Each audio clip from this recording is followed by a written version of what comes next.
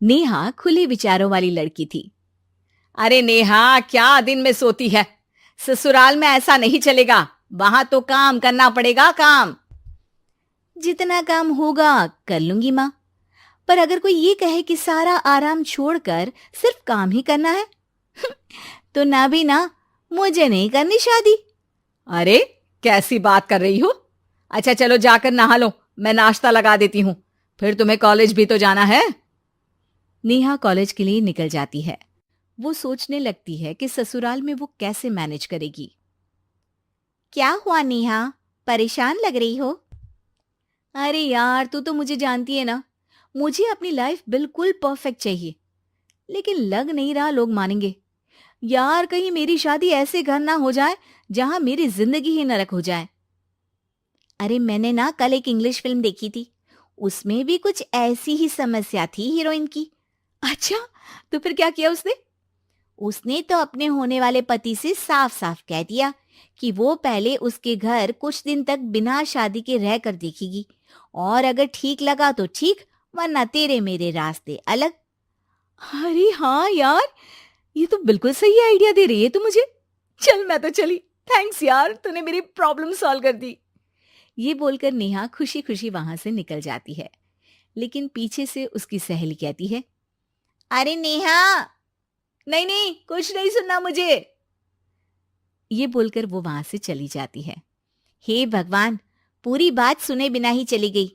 अरे वो तो विदेशी फिल्म थी, वहां सब चलता है, लेकिन ये तो भारत है, सभ्यता और संस्कारों वाला देश, जहां शादी से पहले लड़की को ससुराल में नहीं रखा जाता। खैर, नेहा मस्त होकर घर आती है। नेहा, कल तुझे लड़के वाले देखने आने वाले हैं, और हाँ, इस बार कोई बहाना नहीं चलेगा। हाँ हाँ, आने दो आने दो, मैं तैयार हूं शादी के लिए। अगले दिन लड़के वाले आते हैं, जहां लड़का कहता है, मुझे अकेले में लड़की से कुछ पूछना है। हाँ हाँ, क्यों नहीं बेटा, जाओ नेहा, घर तो दिखा दो इन्हें। नेहा भी खुश हो जाती है कि उसे मौका मिल गया है लड़के से अपनी शर्त रखने का। देखो, मुझे ना शादी से बहुत डर लगता है, पता नहीं कैसी लड़की आए, तालमेल बना पाए कि नहीं मेरे परिवार से। मैंने कई घरों में रोज का क्लेश होते देखा है। तुमने तो मेरे दिल की बात कर दी। मैं भी यही सोच रही थी कि भाई सास तो अच्छी होनी चाहिए, पति सपोर्ट करे ना करे, रहना तो पूरे दिन सास के साथ है। लेकिन मेरे पास ना इसके लिए एक बहुत अच्छा आइडिया है। अच्छा, कैसा आइडिया? क्यों ना शादी के पहले मैं कुछ दिनों तक तुम्हारे घर आकर रह लूं, तुम लोग मुझे समझ लेना, मैं तुम लोगों को समझ लूंगी, ठीक लगा तो शादी, वरना टाटा बाय बाय। क्यों? लड़के को नेहा की बात में दम लगता है। वो घर के सभी लोगों के सामने नेहा की बात रखता है। अरे पागल हो गई है क्या? ये कैसी शर्त है? अरे शादी से पहले मैं क्यों तुझे किसी और के घर भेजूंगी रहने? अरे लड़की के ख्याल तो 20 साल आगे के हैं, इतनी भी खुले विचारों वाली लड़की नहीं चाहिए हमें। अरे माँ, क्या बुरा और गलत बोल रही है ये? रहना तो हम दोनों का है ना, कल को कोई परेशानी आई तो तुम सब तो ये बोलकर निकल जाओगे कि जिंदगी तुम लोगों को ही निभानी है, तुम लोगों को जो करना है करो। तब क्या करूंगा बताओ? सबके समझाने पर वो लोग मान जाते हैं। वाह, मैं 2-3 दिनों में पैकिंग कर लूंगी, तो आकर मुझे ले जाना। और नेहा पहुंच जाती है विशाल के घर। आओ आओ, ये रहा तुम्हारा कमरा। इस घर में तुम एज अ गेस्ट रहो, लेकिन माँ तुम्हें बहू की तरह ही ट्रीट करेंगी, और तुम भी उन्हें सास की तरह ही रखना।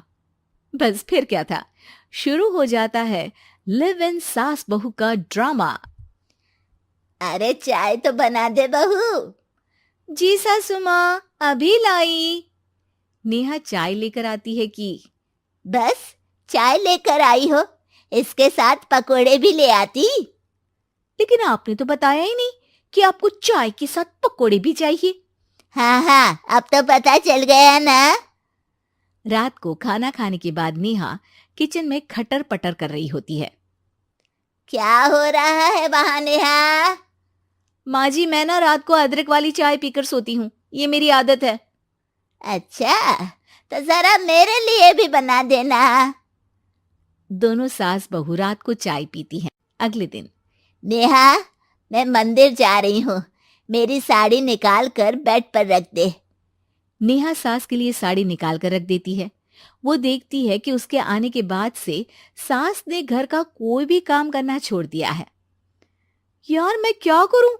ऐसा ससुराल तो मुझे नहीं चाहिए था जिसमें मैं ही सारा काम करूं। मैं तो ऐसा घर चाहती हूं जहां सास और बहू दोनों मिलकर किचन में काम करें। हे भगवान, रात को चाय पी ली, पेट में गैस बन गई, अब तो चला भी नहीं जा रहा है। मुझे तो ऐसी बहू चाहिए जो हेल्थ के प्रति कॉन्शियस हो, क्योंकि वो ठीक रहेगी तभी तो मैं ठीक रहूंगी। दोनों समझ जाती हैं कि वो लोग एक दूसरे के लिए नहीं बने हैं। अगले दिन नेहा, जरा चाय तो ले आना। नेहा चाय के साथ चिला भी बनाकर ले आती है। सास खा पीकर सो जाती है। अगली सुबह तेरी बुआ सास आ रही है, उसे मैंने तेरे बारे में बताया है। तभी वहां गंवार से एक महिला आ जाती है। चलो यहां से निकलो, कुछ नहीं है खाने के लिए, जाओ। ए नेहा, तमीज से बात करो, ये मेरी ननद यानी आशीष की बुआ है। हाय रे दैया, इतनी आकड़ वाली लड़की! अरे यही है ना जो शादी से पहले ही आकर बस गई है यहाँ पर। बस नहीं गई हूं, बसना है या नहीं ये डिसाइड करने आई थी, लेकिन इन लोगों के रिश्तेदार इतने गंवार हैं तो मैं तो ना कर रही इस घर में शादी। और भाभी, और क्या कमी थी हमारे आशीष में जो आपने ऐसी लड़की की शर्तों को मान लिया? अरे वो तो आशीष के कहने पर मैं झुक गई, वरना ऐसी लड़की को तो मैं घर में घुसने भी ना दूं। ए हेलो, ऐसी लड़की कैसी लड़की? हाँ, बिना समझे बुझे शादी कर लूं?